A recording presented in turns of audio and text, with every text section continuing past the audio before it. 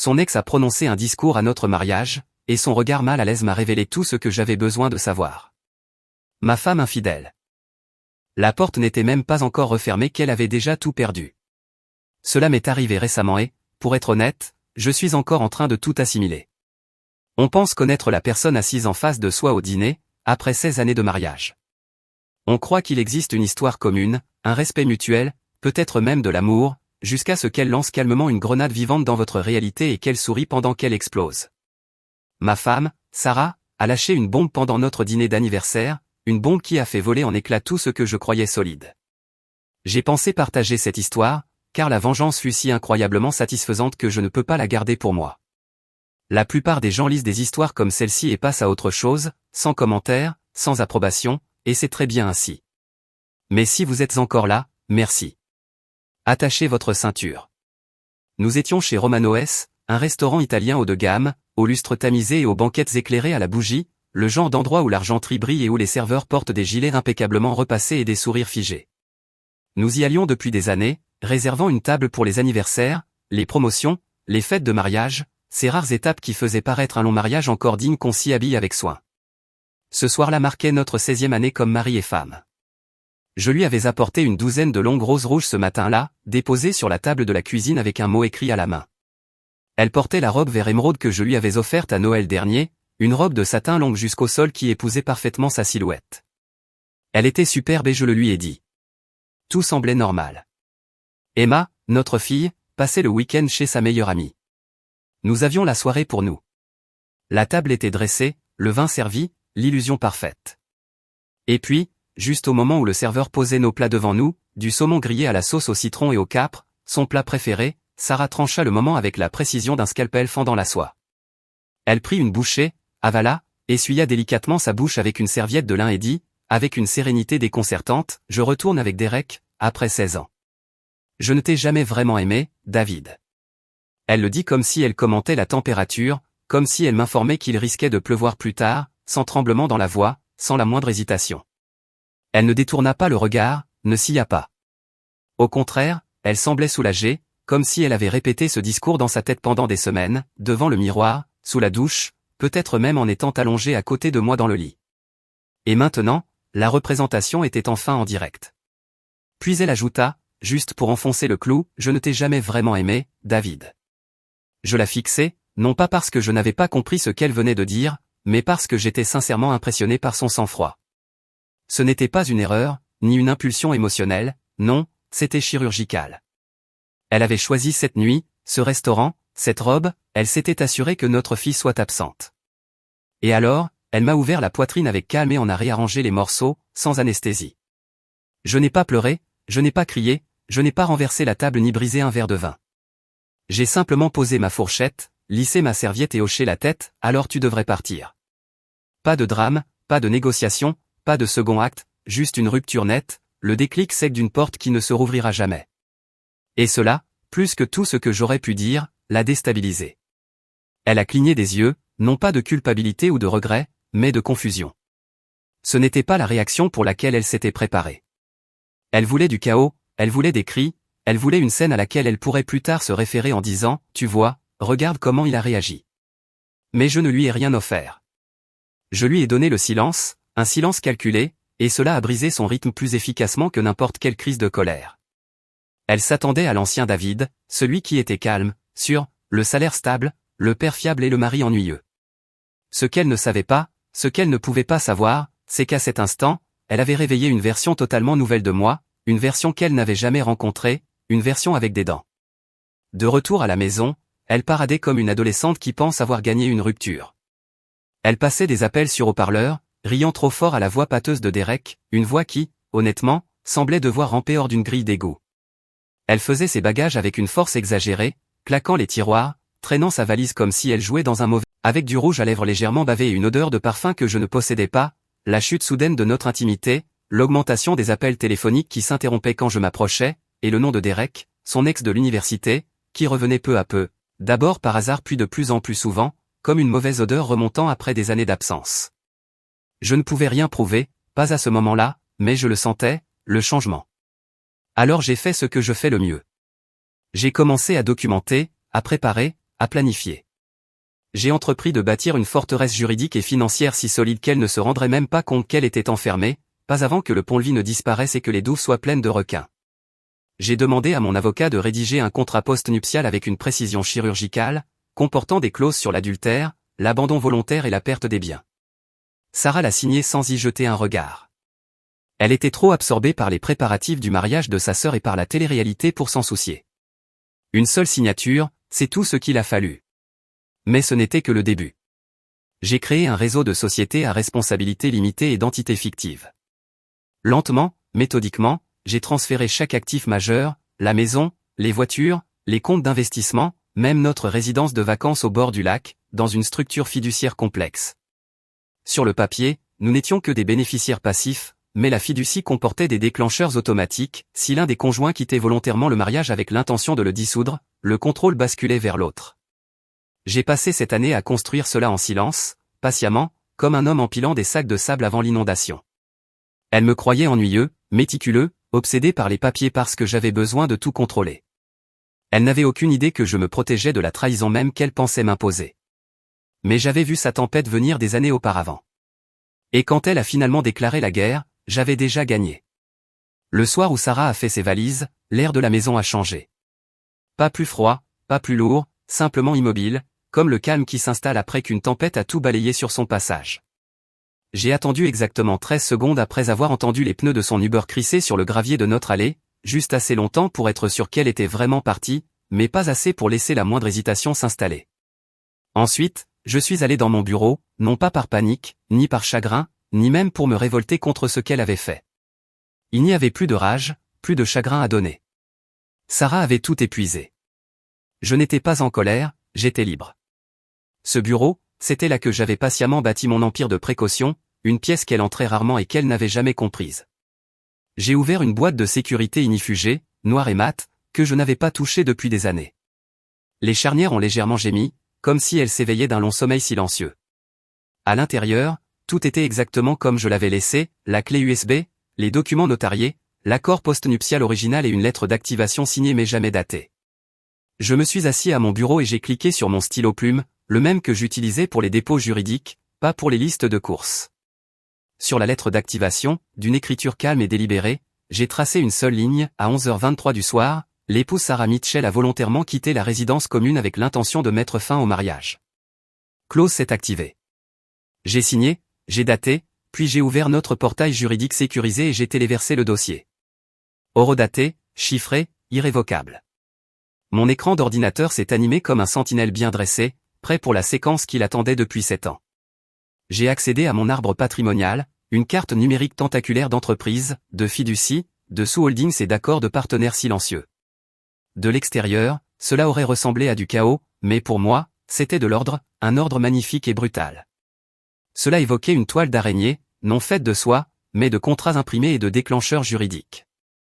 J'ai fait défiler jusqu'à la clause 7, départ volontaire d'un conjoint du domicile conjugal avec intention de dissoudre l'union, déclenche l'isolation des actifs, la fiducie exécute le transfert des titres de propriété vers une entité privée sous le nom du constituant principal et révoque les droits du conjoint conformément à l'accord postnuptial signé. Tout était prêt. Noir, fort et silencieux, mon café fumait encore lorsque mon téléphone a vibré. Une alerte des réseaux sociaux.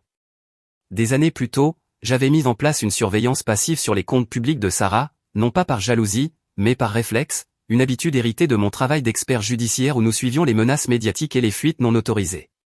Cette fois, ce n'était pas un simple bruit de fond, c'était une sirène. Là, sous mes yeux, une photo de Sarah et Derek, leurs verres de champagne entrechoqués, leurs joues collées l'une contre l'autre. Le sourire figé de Derek, durci par le botox, semblait douloureux. Les yeux de Sarah brillaient comme si elle venait de gagner à la loterie. La légende disait, le véritable amour trouve toujours son chemin. À la liberté enfin retrouvée. Publié à 9h du matin. Mais ce qui fit bondir mon pouls, c'était l'horodatage.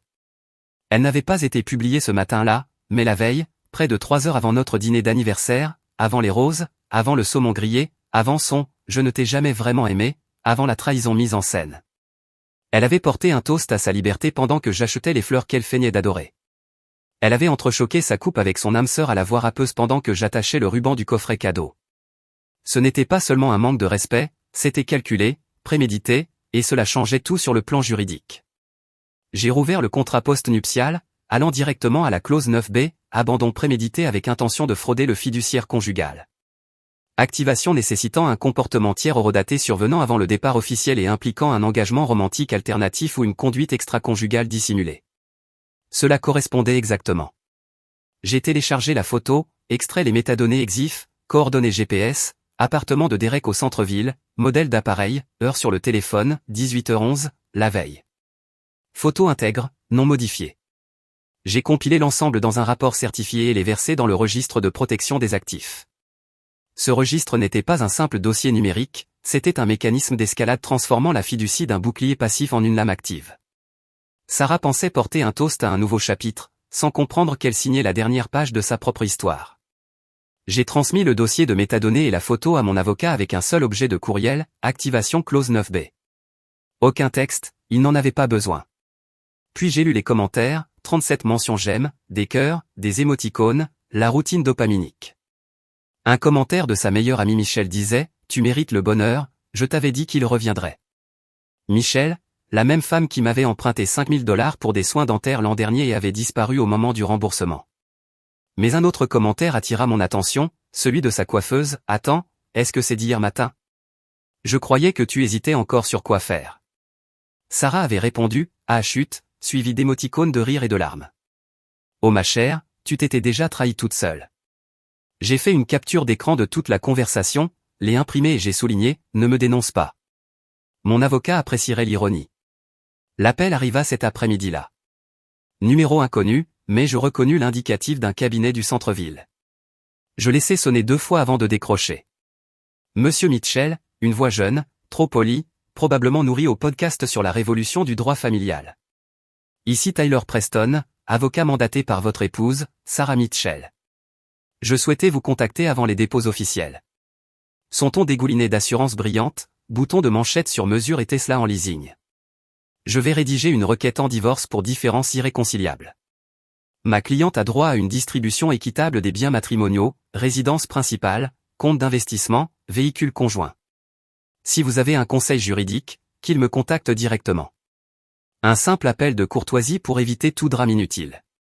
Son erreur n'était pas ce qu'il disait, mais la manière de transférer 2 fois, consulter une seule fois depuis un mobile, le triage juridique standard. Je pouvais parfaitement imaginer Sarah, satisfaite, sirotant quelque chose de pétillant pendant que son avocat lisait les clauses à haute voix, sa mâchoire se crispant à chaque phrase, son visage se décomposant peu à peu, en réalisant que l'homme ennuyeux qu'elle avait si souvent méprisé avait verrouillé tout le champ de bataille à l'avance. Le lendemain matin, Sarah entra dans notre banque comme si elle venait réclamer un prix. Coiffure fraîche, lunettes de soleil de créateur, tenue décontractée juste assez pour suggérer qu'elle n'avait pas passé la matinée à pleurer dans l'appartement de Derek, ce qu'elle avait pourtant fait. Elle fredonnait un petit air en s'avançant vers le comptoir. La guichetière l'accueillit chaleureusement d'abord. « Bonjour, comment puis-je vous aider aujourd'hui ? Je voudrais retirer des fonds de notre compte d'épargne conjoint et en transférer une partie sur mon nouveau compte courant au nom de Sarah Mitchell. » La guichetière tapa quelques touches, s'arrêta, plissa les yeux. « Je suis désolé, madame, je ne vois votre nom sur aucun compte. » La voix de Sarah se fit plus tranchante. « Pardon ? Nous sommes clients ici depuis 16 ans.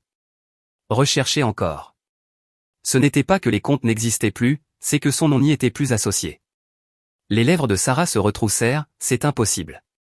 Faites venir le directeur d'agence immédiatement. » Thomas sortit avec un dossier à la main, un homme doux, au regard bienveillant, mais avec une tolérance nulle pour le drame. Il lui adressa un léger sourire triste, celui d'un médecin sur le point d'annoncer un diagnostic. « Madame Mitchell, voulez-vous bien venir avec moi dans le petit bureau ?» Il ouvrit le dossier. À l'intérieur, 2 documents notariés, un formulaire de réattribution de bénéficiaires, la retirant de tous les comptes principaux, déclenchés par la violation de la clause 9 d'un contrat matrimonial, et une directive datée de 6 ans auparavant, signée par nous deux, bien qu'elle l'eût clairement oublié. Vous avez signé ceci le 14 avril 2018, ici même, en présence de notre notaire. Vous aviez plaisanté sur le ridicule de toute cette paperasse. Thomas désigna sa signature. Sarah fixa le papier comme s'il venait de la gifler. C'est une erreur, je n'ai jamais. Vous l'avez signé. Notre notaire s'en souvient. Vous aviez dit que tout cela semblait paranoïaque. Sa voix monta, vous ne pouvez pas faire ça. J'ai besoin de cet argent, j'ai des factures, un loyer. Thomas baissa la voix sans fléchir, je suis désolé. Les comptes ne sont plus à votre nom. Vous n'avez ici aucun accès. Sarah frappa le bureau de ses paumes, alors je n'ai rien. J'étais sa femme. Il fit glisser le dossier vers elle. Le document d'y était. Et était le mot-clé. Elle se leva si brusquement que sa chaise grinça. Vous trouvez ça juste? Vous ne pouvez pas simplement me laisser sans rien. Mais le regard de Thomas lui répondit tout. Il ne la jugeait pas, il la plaignait. La sécurité n'eut pas besoin d'intervenir. Elle partit d'elle-même, traversant le hall avec ses lunettes de soleil dissimulant la panique qui montait dans ses yeux. Dehors, elle s'assit dans sa voiture, agrippant le volant, respirant comme si quelqu'un avait aspiré tout l'air de ses poumons. Plus d'argent, plus de sécurité, personne à blâmer ni à supplier de réparer quoi que ce soit, car c'était son nom sur le plan de sortie, sa trahison horodatée, sa signature sur la clause. En milieu d'après-midi, Sarah avait cessé de prétendre que tout allait bien. La banque l'avait prise de court, son avocat ne répondait plus, et même Michel semblait soudain avoir une mauvaise réception et des obligations avec ses enfants. Mais Sarah se répétait que ce n'était que temporaire, un contretemps mineur. Elle avait toujours l'appartement de Derek, son petit refuge aux lignes modernes et à la décoration épurée. Elle se gara devant l'immeuble, encore furieuse, mais déjà en train de planifier son retour. Elle envoya un message à Derek, commande des sushis. Peut-être poster quelque chose de provoquant sur Instagram pour montrer au monde qu'elle restait impassible. Rien que le silence et la distance, sa réaction par défaut quand une femme haussait la voix. Sarah était assise sur les marches de l'immeuble, les jambes tremblantes, observant les voitures passer et se demandant combien de choses qu'elle croyait siennes ne l'étaient peut-être jamais vraiment. Elle pensait s'être échappée vers quelque chose de nouveau. Ce qu'elle ignorait, c'est que chacun de ses mouvements avait été anticipé, chaque pas qu'elle faisait restait encore à l'intérieur de mon périmètre. L'appel arriva peu après minuit. Je savais qu'il viendrait. Emma avait toujours été la seule personne que Sarah ne pouvait pas manipuler facilement. Mais les liens familiaux sont forts, et une fille veut comprendre. Papa. Sa voix était prudente, pas froide, et c'est ainsi que j'ai su qu'elle n'avait pas encore choisi de camp. Je viens de parler à maman. Elle ne va pas bien. Elle dit que tu as bloqué ses comptes, qu'elle n'a plus rien, que tu préparais tout ça derrière son dos depuis des années. J'ai pris une profonde inspiration, non par colère, mais parce que j'entendais le carrefour dans sa voix. Elle dit que tu as ruiné sa vie. J'ai ouvert un classeur noir sur mon bureau, pas le juridique, un autre, plus mince, personnel, celui qui contenait la seule copie du contrat post-nuptial annoté à l'encre bleue, préparé pour Emma lorsqu'elle avait eu 18 ans et qu'elle avait commencé à poser des questions sur le patrimoine. Section 12, dis-je. Silence. Quoi? Section 12 du contrat post-nuptial. La clause sur les exclusions de bénéficiaires en cas de tromperie active ou d'abandon. Lila. Tu peux me l'envoyer. Pas besoin, elle est déjà dans ton dossier Dropbox, même dossier que ton récapitulatif de prêt étudiant. Le fichier s'appelle plan de contingence complet.pdf. Tu l'as ouvert il y a 3 ans, tu ne l'as simplement jamais lu. Silence à nouveau. Je laissais flotter ce vide. Écoute, murmura-t-elle enfin, je me fiche de l'argent. J'ai juste besoin de savoir si elle dit vrai. J'ai hoché la tête, même si elle ne pouvait pas le voir. Ne crois ni l'un ni l'autre. Vérifie son téléphone. Commence en août. Cherche le nom de Derek. Nouveau silence. Je pouvais presque entendre son cœur battre. Tu savais? Je sais depuis plus longtemps qu'elle ne le pense. J'ai entendu sa déglutition, puis la communication s'est interrompue sans adieu. Le lendemain, rien. Aucun message, aucun appel furieux, juste le silence. Mais vers 18h30, j'ai reçu un courriel depuis le compte universitaire d'Emma. Objet, j'ai lu. Aucun texte, aucune signature, simplement une pièce jointe en PDF.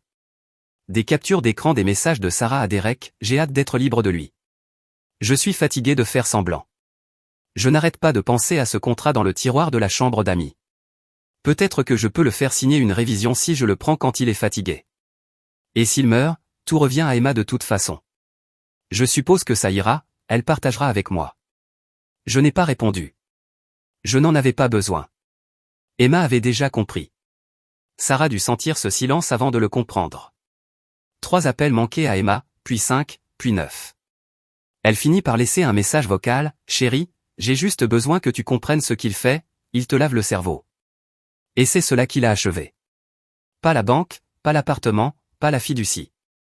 Ce fut la perte de la seule personne qu'elle croyait rester neutre. Car la plus grande illusion de Sarah n'était pas de penser que je plierais, mais de croire qu'Emma était sans colonne vertébrale. Emma ne répondit pas. Le lendemain, elle changea son message vocal. « Bonjour, vous avez joint Emma Mitchell, laissez un message. » Pas « M » ni « Amy », comme Sarah aimait l'appeler quand elle rêvait de faire de Derek un beau-père. Juste Mitchell. Il s'avéra qu'entre les liens du sang et la vérité vécue, Emma n'hésita pas. Elle choisit l'homme qui n'avait jamais menti sur ses défauts, ses limites ni son silence. Pendant ce temps, Derek faisait face à son propre cauchemar. Un homme vêtu d'un polo noir, un classeur à la main, frappa à sa porte. « Derek Marlowe, vous êtes assigné. » Dans l'enveloppe épaisse se trouvait une plainte civile, plaignant d'avis. « C'est une affaire de fraude fiduciaire, puis-je m'excuser, conclure un accord ? Vous pouvez essayer, mais s'ils ne veulent pas d'argent, s'ils veulent établir un précédent, vous êtes mal parti. » C'est à ce moment que Derek a compris, il a compris que tout cela n'avait rien à voir avec soutirer de l'argent, il s'agissait de faire en sorte qu'aucun homme ne se sente en sécurité à l'idée de voler la femme d'un autre et de croire que cela lui donne le droit de lui voler aussi sa vie. 3 semaines plus tard, Sarah a demandé une rencontre en personne, son message à mon avocat disait « Dites-lui qu'il me doit ». Ce mot encore, devoir, comme si 16 années à nettoyer ses dégâts, à protéger son score de crédit, à rembourser discrètement des prêts automobiles qu'elle avait co-signés pour son frère paresseux, n'avait pas suffi. Nous nous sommes rencontrés au centre-ville, au 3e étage, dans une salle de conférence avec une longue table en noyer et des murs de verre.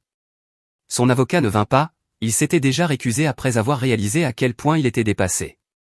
Sarah est arrivée 9 minutes en retard, lunettes de soleil, rouge à lèvres foncé, cette veste qu'elle mettait quand elle voulait paraître bien mise, mais cela ne cachait ni la panique dans ses yeux, ni la façon dont sa confiance s'était amincie en une défiance fragile.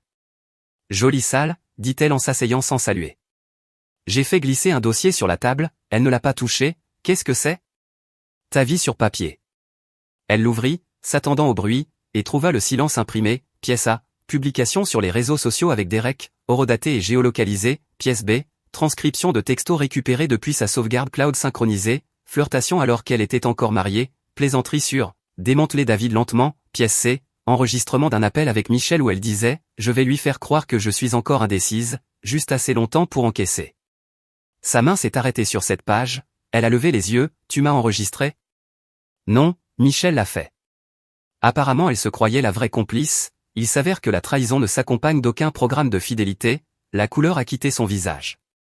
Puis vint la clause que j'avais surlignée, section 14b, toute tentative de coercition émotionnelle, de manipulation ou de tromperie intentionnelle du constituant à des fins financières entraîne la perte totale de toute revendication sur les actifs conjugaux ou fiduciaires. Elle l'a lu 3 fois, quand elle parla sa voix se brisa, c'est insensé. Non, c'est notarié. Elle a serré les dents, tu ne peux pas simplement m'effacer comme ça. Je ne t'ai pas effacé, tu t'es toi-même rayé du registre, j'ai juste refermé le livre. Tu crois que ça te rend fort ? Non, cela me rend libre. Elle a feuilleté d'autres pages, découvrant des déclencheurs financiers qu'elle ne comprenait pas, liquidations automatiques, transferts d'actifs, récupération, des choses dont elle n'avait jamais entendu parler alors qu'elle prétendait que notre mariage était une cage. Tu m'as caché tout ça, tu n'as jamais regardé, tu étais trop occupé à penser à ce que tu méritais pour remarquer ce qui était protégé. Elle a refermé le dossier en tremblant. Ce n'était pas de l'amour. Je n'ai pas répondu. Tu ne m'aimais pas, alors je l'ai regardé droit dans les yeux, mais j'aime la loi. Pour la première fois, elle n'a eu aucune réplique, ni ruse, ni manipulation, ni larmes de crocodile, seulement le silence, ce silence qui remplit l'espace après qu'un marteau est tombé. Elle s'est levée trop vite, sa chaise a basculé, j'espère que tu es fier de toi. J'ai hoché lentement la tête, je le suis. Elle a ouvert la porte pour partir, a marqué une pause, a failli dire quelque chose, puis est sortie sans un adieu, ne laissant que l'écho creux de talons dans un couloir qui ne lui appartenait plus. L'enveloppe finale est arrivée un mardi sans coursier, sans sonnette ni signature requise, juste un discret paquet blanc dans ma boîte aux lettres, comme n'importe quel courrier de banlieue. À l'intérieur se trouvaient 2 documents, notification de dissolution irrévocable de l'autorité de la fiducie matrimoniale privée et ordre exécuté de transfert de toutes les revendications matrimoniales annulées. Aucun nom de juge, aucun sceau de comté, aucun numéro de dossier, cela n'avait pas transité par le tribunal de la famille, cela venait directement de l'administrateur de la fiducie, c'était fait. Chaque revendication restante de Sarah actif, pension alimentaire, même son nom sur les registres fonciers avait été invalidé, non négocié, non réduite, annulé, car, selon la fiducie privée que nous avions signée tous les deux, au moment où elle avait violé